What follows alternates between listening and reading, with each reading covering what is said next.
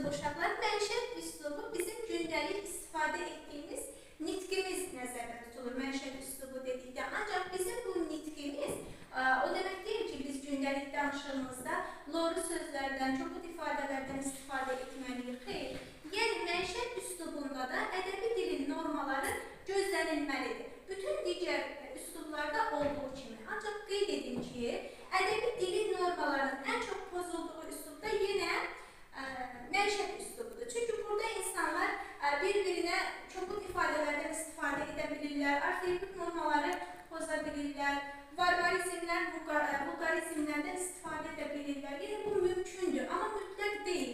Biz bunu nəzərə almalıyıq ki, bu mütləq deyil. Yəni, biz arxaik qaydalara əməl etməliyik.